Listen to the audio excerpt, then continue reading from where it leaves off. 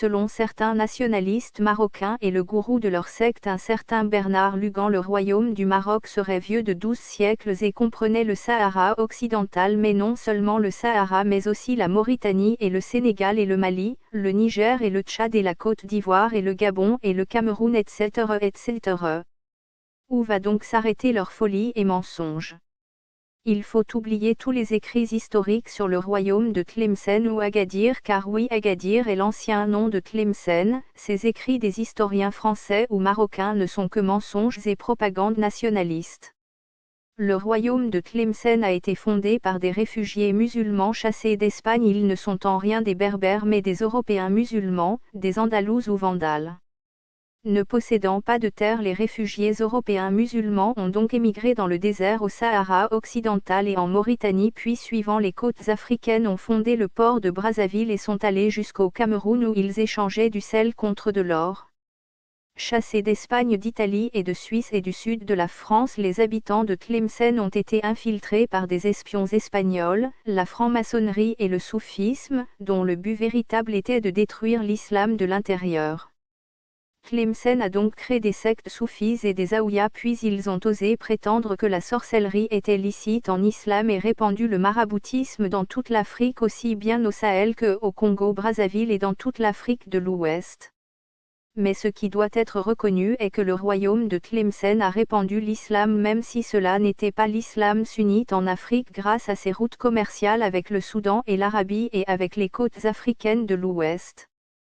Les descendants des Algériens de Tlemcen ont ainsi fondé le peuple toutouleur au Cameroun, une communauté musulmane qui subit de nombreuses injustices de la part des policiers et soldats camerounais voleurs, racistes et racketteurs.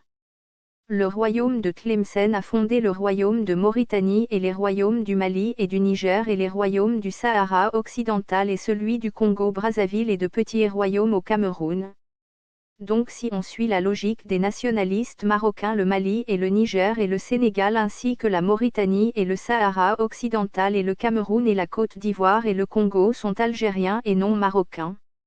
Nous pouvons aller plus loin en affirmant que le royaume du Maroc a été fondé par le royaume de Tlemcen et que donc le Maroc appartient à l'Algérie comme d'ailleurs l'Espagne et le sud de la France, et toutes les îles comme la Corse, la Sardaigne et la Sicile, Malte et les îles du Cap-Vert.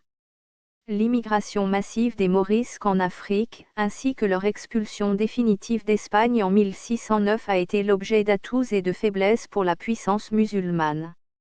Elle a d'abord provoqué dans le Maghreb bien des remous. L'arrivée des exilés a été le signal de l'insécurité, de conflits et de querelles.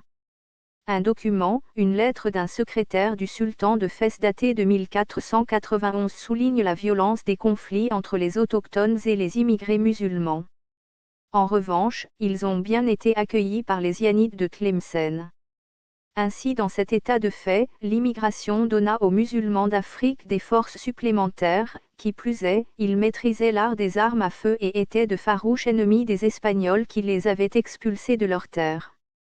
Dès le XVe siècle, on assista à un renouveau de l'islam au Maghreb, à un regroupement de la société musulmane autour des imams et des confréries.